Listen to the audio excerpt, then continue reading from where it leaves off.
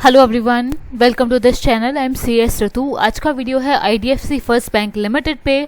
आज बैंक ने अपने फाइनेंशियल रिजल्ट्स प्रेजेंट किए हैं मार्च क्वार्टर और ईयर एंडेड मार्च 2024 के। कैसी परफॉर्मेंस बैंक ने पोस्ट की है मार्च क्वार्टर और ईयर एंडेड मार्च 2024 में, ये जानेंगे हम आज के इस वीडियो में। इसके अलावा फ्यूचर की क्या गाइडेंस है, नंबर्स एनालिस्ट के एस्टिमेट के अकॉर्डिंग कैसे आए हैं, मंडे को स्टॉक में कैसा रिएक्शन हमें इन नंबर्स का देखने को मिल सकता है, इन डिटेल्स को भी हम इस वीडियो में जानेंगे। बिना किसी देरी के स्टार्ट करते हैं वीडियो को, जानते हैं कैसे नंबर्स बैंक ने प्रेजेंट किए हैं। वीडियो को लाइक करिएगा और चैनल को जरूर सब्सक्राइब कर लीजिएगा। अराउंड 5 PM पे NSE की वेबसाइट पे बैंक के नंबर्स पोस्ट हुए हैं। नंबर्स देखें तो रुपीज इन लैक्स में यहाँ पर डेटा गिवन है। इंटरेस्ट अर्न बैंक ने रिपोर्ट किया है 8219 करोड़ का। इंटरेस्ट अर्न में से इंटरेस्ट एक्सपेंडेड अगर हम रिड्यूस करें 3750 करोड़ का, तो नेट इंटरेस्ट इनकम बैंक की आती है मार्च क्वार्टर के लिए 4469 करोड़ की। यहाँ पर हम देख सकते हैं नेट इंटरेस्ट इनकम में इंक्रीज है। लास्ट ईयर के कंपैरिजन में 24% की ग्रोथ बैंक ने अपने नेट इंटरेस्ट इनकम में रिपोर्ट करी है। एंड फुल ईयर की पोजीशन अगर हम देखें, फुल ईयर में इंटरेस्ट अर्न है 30,322 करोड़ का, इंटरेस्ट एक्सपेंडेड है 13,871 करोड़ का। इन दोनों को अगर हम रिड्यूस करें तो नेट इंटरेस्ट इनकम आता है 16,451 करोड़ का। लास्ट ईयर NII था बैंक का 12,635 करोड़ का। तो यहाँ पर लास्ट ईयर के कंपैरिजन में 30% की ग्रोथ बैंक ने अपने नेट इंटरेस्ट इनकम में रिपोर्ट करी है। नंबर्स की अदर डिटेल्स भी जान लेते हैं। ऑपरेटिंग प्रॉफिट की बात करें तो IDFC फर्स्ट बैंक लिमिटेड ने मार्च क्वार्टर में ऑपरेटिंग प्रॉफिट रिपोर्ट किया है 1664 करोड़ का। लास्ट ईयर ऑपरेटिंग प्रॉफिट था मार्च क्वार्टर में 1558 करोड़ का। फुल ईयर के लिए ऑपरेटिंग प्रॉफिट आया है 6237 करोड़ का। लास्ट ईयर से यहाँ पर 26% की ग्रोथ बैंक ने अपने ऑपरेटिंग प्रॉफिट में रिपोर्ट करी है। प्रोविजंस की बात करें तो 722 करोड़ के प्रोविजन बैंक ने रिपोर्ट किए हैं। प्रोविजन में अच्छा जंप है, लास्ट क्वार्टर से भी जंप है। लास्ट ईयर मार्च क्वार्टर के कंपैरिजन में अगर हम देखें, प्रोविजन में अराउंड 50% का जंप बैंक ने रिपोर्ट किया है। फुल ईयर के लिए बैंक के प्रोविजन है 2382 करोड़ के। लास्ट ईयर के कंपैरिजन में 43% की ग्रोथ बैंक ने अपने प्रोविजन में रिपोर्ट करी है। प्रोविजन यहाँ पर बैंक के बड़े हैं, ये एक नेगेटिव बात है। इसके अलावा प्रॉफिटेबिलिटी की पोजीशन अगर हम देखें तो प्रॉफिट आफ्टर टैक्स मार्च क्वार्टर में बैंक ने रिपोर्ट किया है 724 करोड़ का। लास्ट ईयर मार्च क्वार्टर में बैंक का प्रॉफिट था 803 करोड़ का। लास्ट ईयर के कंपैरिजन में 10% का डिक्लाइन है बैंक के नेट प्रॉफिट में। फुल ईयर के लिए प्रॉफिटेबिलिटी की पोजीशन देखें तो फुल ईयर के लिए 2957 करोड़ का बैंक ने नेट प्रॉफिट रिपोर्ट किया है। लास्ट ईयर के कंपैरिजन में 21% की नेट प्रॉफिट ग्रोथ कंपनी ने रिपोर्ट करी है। एंड अर्निंग पर शेयर आया है मार्च क्वार्टर के लिए 1.02 रुपये का। Earning per share last year के कंपैरिजन में डिक्लाइन हुआ है, लास्ट क्वार्टर के कंपैरिजन में सेम टर्म्स पे है।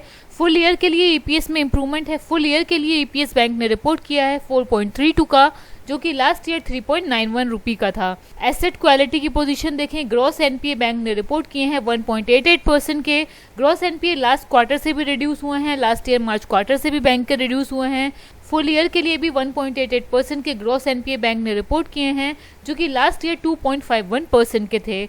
नेट NPA की पोजीशन देखें तो 0.6% नेट NPA हैं, जो कि लास्ट क्वार्टर से भी इंप्रूव हुए हैं, लास्ट ईयर मार्च क्वार्टर से भी इंप्रूव हुए हैं। एंड फुल ईयर के लिए बैंक के नेट NPA आए हैं 0.6%, जो कि लास्ट ईयर थे 0.86%। तो NPA में यहाँ पर डिक्लाइन हुआ है, एक पॉजिटिव न्यूज़ है। लास्ट ईयर के कंपैरिजन में बैंक ने NPA में डिक्लाइन रिपोर्ट किया है। रिजल्ट्स की अदर हाईलाइट अगर हम देखें, लोन्स एंड एडवांसेस बैंक ने दिए हैं फुल ईयर के लिए अराउंड 2,0965 करोड़ के। लास्ट ईयर से अराउंड 25.1% का इंक्रीज है। डिपॉजिट्स की पोजीशन देखें तो फुल ईयर के लिए बैंक के डिपॉजिट्स हैं 193,753 करोड़ के। लास्ट ईयर से 42% की ग्रोथ है। कासा रेशियो आया है फुल ईयर के लिए 47.2% का। एसेट क्वालिटी में ग्रॉस NPA 1.88% आए हैं, नेट NPA 0.6% आए हैं। कोर ऑपरेटिंग प्रॉफिट FY24 में यानी कि फुल ईयर के लिए आया है 6030 करोड़, 31% का इंक्रीज है लास्ट ईयर मार्च से। Profit after tax full year के लिए आया है 2957 करोड़, लास्ट ईयर के कंपैरिजन में 21% की ग्रोथ है। रिटर्न ऑन एसेट आया है 1.1%, जो कि लास्ट ईयर था 1.13%। ROA में डिक्लाइन बैंक ने रिपोर्ट किया है। ROE की पोजीशन देखें तो ROE फुल ईयर के लिए आया है 10.3%, जो कि लास्ट ईयर 10.79% था।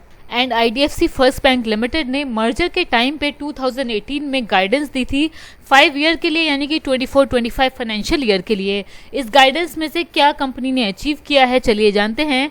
कैपिटल रेशियोज की बात करें तो CET1 रेशियो कंपनी ने अचीव की है FY24 में 13.36% की, गाइडेंस थी अराउंड 12.5% की। ये ऑन ट्रैक है। कैपिटल एडिक्वेसी भी ऑन ट्रैक है। लायबिलिटी की पोजीशन देखें तो CASA as a percentage of total deposits है 47.2%। बैंक की गाइडेंस थी 30% FY24 तक, 50% उसके बाद, ये भी बैंक ने अचीव कर लिया है। ब्रांचेस की गाइडेंस थी अराउंड 800 से 900। बैंक की टोटल ब्रांचेस हो गई हैं FY24 तक 944, ये भी बैंक ने अचीव कर लिया है। एसेट्स की पोजीशन देखें तो retail, rural and SME finance में बैंक की गाइडेंस थी FY24-25 तक 1 लाख करोड़ की। बैंक ने अचीव किया है FY24 में 1,66,604 करोड़ का। तो यहाँ पर भी बैंक ने अपने एस्टिमेट को अचीव किया है। इसके अलावा होलसेल लोन्स एंड एडवांसेस के लिए बैंक की गाइडेंस थी अराउंड 40,000 करोड़ से कम की। बैंक ने अचीव किया है FY24 तक 33,137 करोड़, ये भी बैंक ने अचीव किया है। एसेट क्वालिटी की पोजीशन देखें, बैंक की ग्रॉस NPA के लिए गाइडेंस थी अराउंड 2 से 2.5% की। FY24 तक बैंक के ग्रॉस NPA 1.88% हो गए हैं, ये भी बैंक ने अचीव कर लिया है। नेट NPA भी बैंक ने अचीव कर लिया है। 1 से 1.2% की गाइडेंस थी। 0.6% बैंक के FY24 में नेट NPA है। ROA और ROE की गाइडलाइन भी बैंक ने अचीव कर ली है। सिर्फ एक कॉस्ट टू इनकम रेशियो में बैंक अभी बिहाइंड शेड्यूल चल रहा है, ये बैंक ने अचीव नहीं किया है। एंड फ्यूचर की गाइडेंस की बात करें तो बैंक की FY24 से FY29 तक के लिए, यानी कि आने वाले 5 इयर्स के लिए ये गाइडेंस बैंक ने दी है।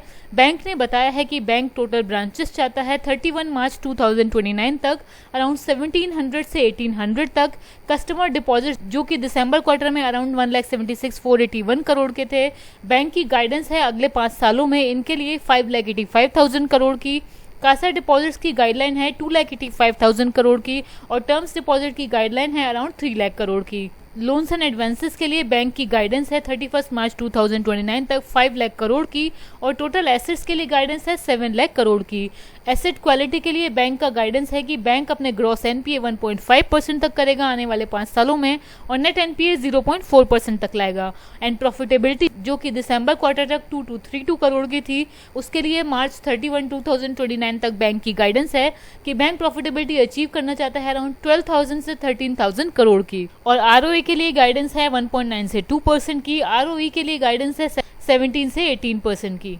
वीडियो कंक्लूड करने से पहले बैंक के नंबर्स को एनालिस्ट के एस्टीमेट से कंपेयर करें। नेट प्रॉफिट के लिए एनालिस्ट का एस्टीमेट था कि 756 करोड़ का नेट प्रॉफिट बैंक रिपोर्ट कर सकता है एंड बैंक का नेट प्रॉफिट आया है 722 करोड़ का। सो यहाँ पर एनालिस्ट के एस्टीमेट को बैंक के नेट प्रॉफिट ने मिस किया है। रेवेन्यू के लिए यानी कि नेट इंटरेस्ट इनकम के लिए एस्टीमेट था 6035 करोड़ का। नेट इंटरेस्ट इनकम बैंक ने रिपोर्ट किया है 4469 करोड़ का। सो यहाँ पर भी एनालिस्ट के एस्टीमेट को बैंक के नंबर्स ने मिस किया है, इसीलिए मुझे ऐसा लगता है, ये मेरा पर्सनल ओपिनियन है, मिक्स रिएक्शन स्टॉक दिखा सकता है मंडे को इन नंबर्स का। आपका क्या व्यू है कमेंट करके हमें ज़रूर बताइए। इसी के साथ वीडियो को कंक्लूड करते हैं। अच्छा लगा हो तो लाइक करिए, चैनल को सब्सक्राइब करिए ताकि हमें मोटिवेशन मिले। Thank you.